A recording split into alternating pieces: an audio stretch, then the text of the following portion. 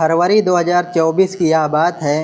दरअसल उत्तर प्रदेश पुलिस में तैनात एक सिपाही नगर कोतवाली बाराबंकी में पहुंच जाती है और जाकर कहती है कि साहब, एक सिपाही ने उसके साथ कई साल तक बलात्कार किया है, उसका लगातार रेप करता रहा और जब उससे शादी की बात करती है तो वह शादी करने के लिए तैयार नहीं होता है।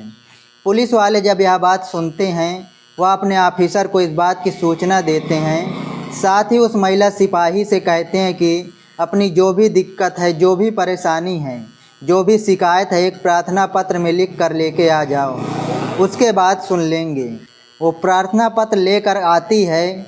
उधर अधिकारियों से बातचीत की जाती है तो अधिकारी कहते हैं कि उस महिला सिपाही का अधिकार है, अगर वह बात कहती है उसके कहने पर आकर FIR दर्ज करो, फिर मामला उसकी जांच होगी। जांच के बाद जो भी दोषी होगा उसके खिलाफ कार्रवाई ज़रूर होनी चाहिए। उच्च अधिकारी इस तरह का आदेश दे देते हैं। महिला सिपाही की तहरीर के आधार पर FIR दर्ज कर ली जाती है। अब जैसे ही उस पुरुष सिपाही के ऊपर FIR दर्ज होती है उसकी हालत ख़राब हो जाती है। वह परेशान हो जाता है, सोचने पर मजबूर हो जाता है कि आखिरकार करूं तो क्या करूं। एक तरफ उसकी शादी की बात चल रही थी, उधर वो शादी भी टूट जाती है, दूसरी तरफ उसकी नौकरी पर बात बनती है। ऐसी स्थिति में कुछ लोगों के पास जाता है और जाकर कहता है कि आखिरकार मैं करूं तो क्या करूं। तब उसे एक सलाह मशवरा देते हैं कि आपको कुछ ऐसा करना चाहिए। अब यह एक तरह से फिल्मी सीन था। दरअसल उस सिपाही ने उस महिला सिपाही का हाथ पकड़ा। हाथ पकड़ने के बाद सीधा मंदिर में लेके जाता है और मंदिर में ले जाने के बाद कहता है कि या मैं भगवान को साक्षी मानते हुए तुम्हें आज से अपनी धर्म पत्नी के रूप में स्वीकार करता हूँ, और उसकी मांग में वो सिंदूर भर देता है। जैसे ही उस लड़की ने यह बात सुनी उसे बड़ा अच्छा लगता है। 7 साल से लगातार जिस सपने का वो इंतज़ार कर रही थी वो सपना उसका पूरा हो जाता है। इसके बाद मामला मजिस्ट्रेट के सामने जाता है और 164 के बयान जब हो रहे होते हैं तो वह महिला सिपाही कहती कि साहब, मैं कोई कार्रवाई नहीं करना चाहती हूँ, क्योंकि हम दोनों ने अब शादी जो कर ली है। सब अपने अपने काम पर लौट जाते हैं और इस कहानी का ऐसा लग रहा था जैसे क्या हैप्पी एंडिंग हो चुका है, लेकिन कहानी असल में यहीं से शुरू होती है और एक कत्ल होता है, वह भी बहुत भयानक रूप में। हालांकि इस घटनाक्रम का खुलासा होता है। जब खुलासा होता है तो लोगों को यकीन नहीं हो रहा था कि जो रक्षक था आखिरकार वो भक्षक कैसे बन सकता है। आज की जो कहानी, आज की जो सच्ची घटना हम आपको सुनाने जा रहे हैं, यह सच्ची घटना उत्तर प्रदेश के ज़िला बाराबंकी का एक थाना लगता है मिसोली, और मिसोली थाना क्षेत्र का एक गांव लगता है बिंदोरा। दरअसल लखनऊ बहराइच हाईवे के किनारे यह गांव है। इस गांव के पास में ही जो खेत है, खेत में एक लाश पड़ी हुई थी। जैसे ही किसान 30 जुलाई 2025 की सुबह सुबह अपने खेतों की तरफ जा रहा था, उसने जो अपनी आंखों से दृश्य देखा वो देखते ही रह जाता है। दरअसल एक लाश पड़ी हुई है। लाश के जब वो करीब पहुंचता है तो जो कौवा होता है वो कौवा उस लाश की आंखों को खा रहा था। वो बहुत नज़दीक पहुंचता है तो कीड़े जो थे चेहरे पर चल रहे थे। उसने देखा कि महिला सिपाही है, जो कि वर्दी में उसके आधे कपड़े तन पर थे और आधे कपड़े तन से उतरे हुए थे। नीचे का जो हिस्सा था वहाँ पर कपड़े नहीं थे। अब वो उससे एकदम करीब में जाता है। करीब में जाने के बाद उसको देखने की कोशिश कर रहा था, पहचानने की कोशिश कर रहा था। वो समझ जाता है कि कुछ न कुछ भयानक हुआ है, बुरा हुआ है, क्योंकि उस महिला सिपाही का जो चेहरा था वह पूरी तरह से जला हुआ था, झुलसा हुआ था। ऐसा लग रहा था कि किसी ने इसको जलाने की कोशिश की है। इसके बाद उसने पुलिस को सूचना दी और जैसे ही वह पुलिस को सूचना देता है तो नज़दीकी पुलिस स्टेशन जो लगता है यहाँ का मिसोली, वहाँ के एसओ होते हैं सुधीर कुमार, अपनी टीम के साथ पहुँच जाते हैं। क्योंकि मामला पुलिस से जुड़ा हुआ था, उत्तर प्रदेश पुलिस की महिला सिपाही से जुड़ा हुआ था। बात एसपी तक पहुँचती है और एसपी के बाद उच्च अधिकारियों तक पहुँचती है। इसके बाद यहाँ पर आईजी साहब भी पहुँच जाते हैं, एसपी साहब भी पहुँच जाते हैं। भारी पुलिस बल पहुँच जाता है और मामले की जांच पड़ताल में जुड़ जाता है कि आखिरकार जो वर्दी पहनी हुई है क्या वो सचमुच वर्दी है या फिर किसी ने वैसे ही कपड़े पहनाकर इसे यहाँ रख दिया है। आखिरकार इस मामले की जांच पड़ताल की जाती है। तो उस महिला के पास उसका मोबाइल भी पड़ा हुआ था। साथ ही जो उसके सीने पर जो नेम प्लेट लगी होती है, उस नेम प्लेट पे लिखा हुआ था विमलेश पाल। आखिरकार विमलेश पाल के बारे में जब जानकारी जुटाने की कोशिश की जा रही थी तो यह पता चलता है कि साल 2017 बैच की ये महिला सिपाही होती है और फिलहाल बाराबंकी का एक थाना लगता है सुबेहा। सुबेहा थाने में इसकी तैनाती होती है। जब सुबेहा थाने में जब फ़ोन किया जाता है, जानकारी जुटाई जाती है, तो बताया जाता है कि 27 जुलाई 2025 से वह लापता है। दरअसल उसकी ड्यूटी लगी हुई थी जो कि थाना रामनगर लगता है। रामनगर थाना क्षेत्र के इलाके में एक लोधेश्वर महादेव मंदिर है, वहाँ के गर्भगृह में उसकी ड्यूटी लगी हुई थी और 27 जुलाई 2025 को दोपहर 3 बजे के आसपास उसको ड्यूटी पर आना था। लेकिन बाद में पता चलता है कि उसने ड्यूटी पर जाती ही नहीं है। वहाँ जब नहीं पहुँचती है, हालांकि उसकी एक और ड्यूटी लगती है। 29 जुलाई 2025 को यह मजीठा मेला लगता है, वहाँ पर उसकी ड्यूटी थी। वो वहाँ भी नहीं पहुँची। हद तो तब हो जाते जब पुलिस ने अपनी ही महिला सिपाही के बारे में कोई भी खोज खबर जानने की कोशिश नहीं की। और इससे भी बड़ी हद की बात यह थी कि उस महिला सिपाही के परिवार वालों ने भी यह जानने की कोशिश नहीं की कि आखिरकार विमलेश पाल कहाँ है, कहाँ नहीं है। तभी पुलिस वालों ने उसके परिवार वालों को सूचना दी और जैसे ही परिवार वालों के पास सूचना पहुंचती है, जिला सुल्तानपुर थाना जयसिंहपुर गांव लगता है। भवोट गांव की रहने वाली एक महिला होती है जिसका नाम होता है अनारा देवी। अनारा देवी के पास सूचना पहुंचती है कि एक विमलेश पाल नाम की लड़की है, क्या उसे जानती हो। उसने कहा कि मेरी बेटी है 3रे नंबर की। दरअसल उस महिला को 4 बेटियां होती हैं। जो 2 बेटियां होती हैं उनकी शादी हो चुकी है। तीसरी बेटी पुलिस में है और सबसे छोटी वाली बेटी जो है वो माँ के साथ ही रहती है। दरअसल उसके जो पति थे उसका नाम राम भरत पाल होता है। साल 2013 में उत्तर प्रदेश पुलिस में रहते हुए उनकी मौत हो जाती है और मौत होने के बाद इस बेटी को 3रे नंबर वाली, जिसका नाम विमलेश पाल होता है, उसकी मृतक आश्रित में नौकरी लग जाती है। परिवार वालों से पूछा जाता है कि तुम्हारी बेटी का किसी से दुश्मनी हो, किसी से कोई रंजिश हो, कोई बात हो या फिर किसी ने कुछ इसके साथ कुछ धमकी दी थी, ऐसी कोई जानकारी हो, ऐसी कोई बात हो तो बताने की कोशिश करें ताकि इस मामले की जांच पड़ताल की जा सके, क्योंकि उसकी हत्या जो कर दी गई है। परिवार वालों ने जैसे ही यह सूचना प्राप्त की उसके बाद परिवार वालों का रो रो कर बुरा हाल हो जाता है। परिवार वाले मौके पर पहुंचते हैं और मौके पर आने के बाद अब इस लड़की यानी कि पुलिस वाले की जो परिवार के लोग होते हैं वो एक कहानी बताते हैं। जैसे बताते हैं कि जैसे ही साल 2017 में इसकी उत्तर प्रदेश पुलिस में तैनाती हो जाती है, ज़िला मिलता है बाराबंकी और बाराबंकी के एक थाने में इसकी पोस्टिंग जब हो जाती है तो वहाँ पर एक इंद्रेश मौर्य नाम का एक पुलिस वाला होता है। दरअसल उससे वो दोस्ती हो जाती है और दोस्ती कब प्यार में बदल जाती है इनकी पता ही नहीं चलती। वक्त धीरे धीरे आगे बढ़ रहा था। लड़की अपने परिवार वालों से कहती कि मैं अपनी मर्ज़ी से शादी करूँगी। परिवार वाले भी इस बात को लेकर बिल्कुल तैयार थे, कोई एतराज़ नहीं था। जो भी घर का भरण पोषण होता था इस विमलेश पाल के ऊपर ही डिपेंड था, सब कुछ था। और छोटी बहन को पढ़ाना या सब घर की जो जिम्मेदारी होती है विमलेश पाल ही उठाया करती थी।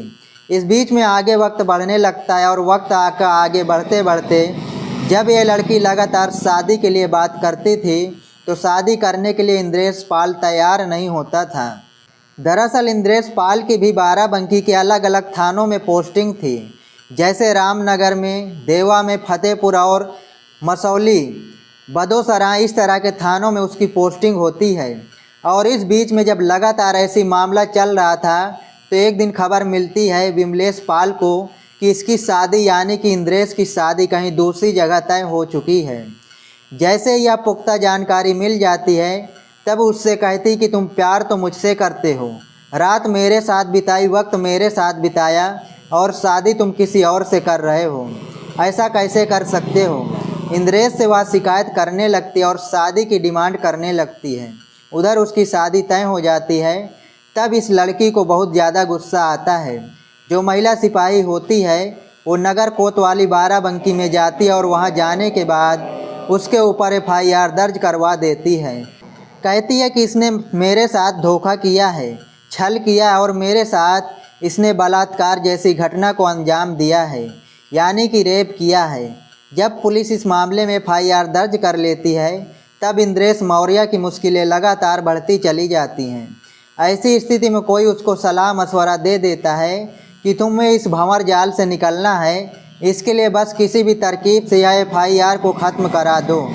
अगर एफआईआर तुमने ख़त्म कराई तभी तुम्हारी नौकरी बच सकती है, नहीं हो सकता है कि तुम्हें नौकरी से भी हाथ धोना पड़े। इसलिए इंद्रेश मौर्य ने एक चाल चली और चाल कुछ ऐसी चलता है कि वो उस लड़की को लेकर मंदिर में जाता है और मंदिर में जाने के बाद भगवान की मूर्ति के सामने खड़ा हो जाता है और कहता है कि मैं तुमसे शादी कर रहा हूँ, भगवान को साक्षी मानते हुए और तुम्हें अपने 7 जन्मों तक अपने साथ रखने का फैसला लेता हूँ।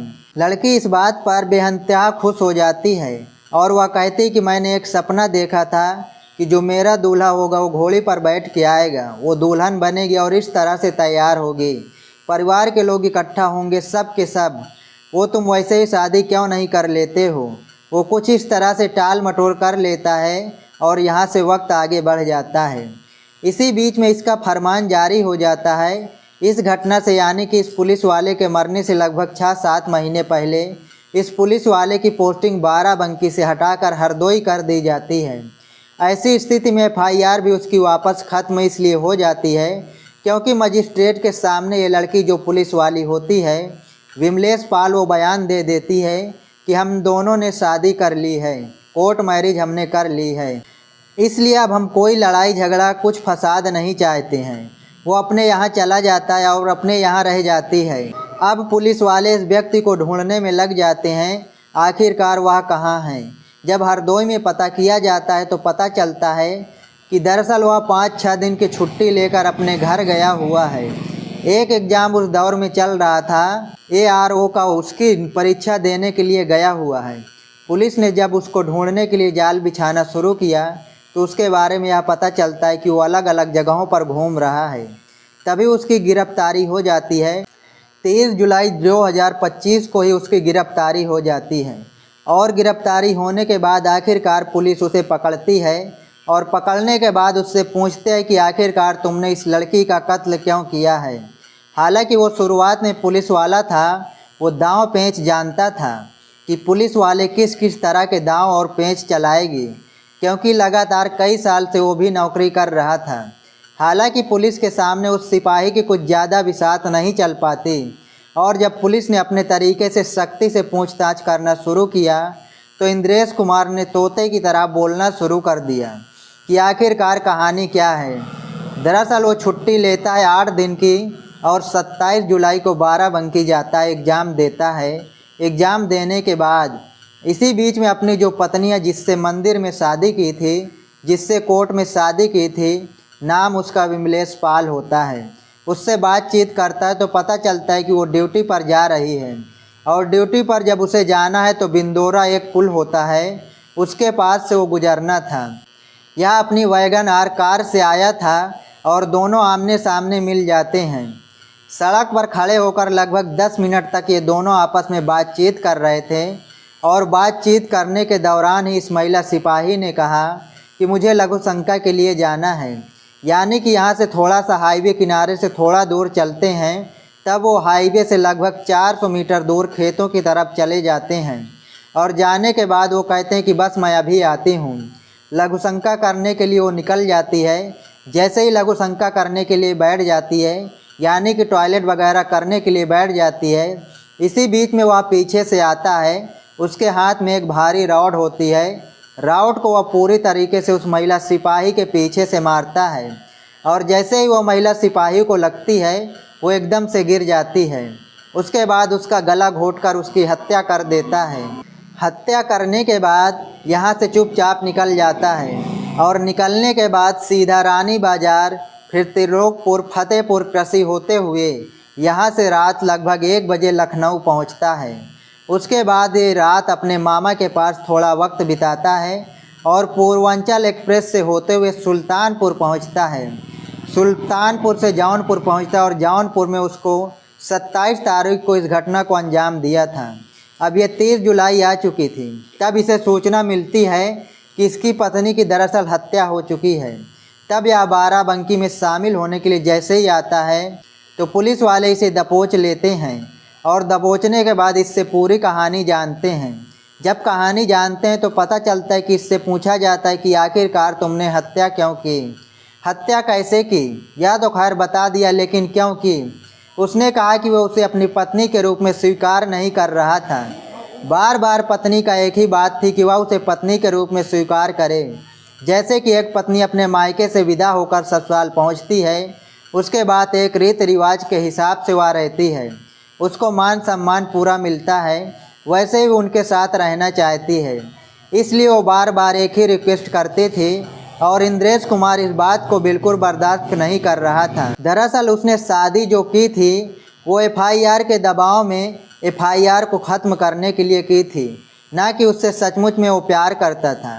क्योंकि वो 2017 से उसके साथ ज़रूर था, लेकिन वो शायद उसकी ज़िंदगी से खिलवाड़ कर रहा था, उसके शरीर से खिलवाड़ कर रहा था। आखिरकार पुलिस ने उसे गिरफ्तार किया और गिरफ्तार करने के बाद जेल भेज दिया। साथ ही इसकी बर्खास्तगी की तैयारी भी चल रही है। ऐसा बताया जाता है कि इसको बर्खास्त करने के लिए फाइल शासन को भेजी जाएगी और इसको बर्खास्त भी किया जाएगा और यह मामला फास्ट ट्रैक कोर्ट में चलाया जाएगा ताकि आरोपी को कम से कम समय में बड़ी से बड़ी सज़ा मिल सके। परिवार के लोगों का रो रो कर बुरा हाल इसलिए भी है क्योंकि परिवार के जो भी भरण पोषण होता था इस बिटिया पर ही पूरा डिपेंड था और अब यह लड़की इस दुनिया में नहीं है, कोई इनकम वगैरह होगी भी नहीं। परिवार का भरण पोषण कैसे होगा उस बूढ़ी माँ का और छोटी बहन का सहज ही अंदाज़ा लगाया जा सकता है। दोस्तों, इस पूरे घटनाक्रम को सुनाने का उद्देश्य किसी को परेशान करना नहीं है, किसी का दिल दुखाना नहीं है, बल्कि आपको सतर्क करना है, आपको जागरूक करना है। देश में हो रही घटनाओं के बारे में, उन घटनाओं से आपको अवगत कराना है। मिलते हैं किसी अगली नेक्स्ट वीडियो में, तब तक के लिए नमस्कार, जय हिंद।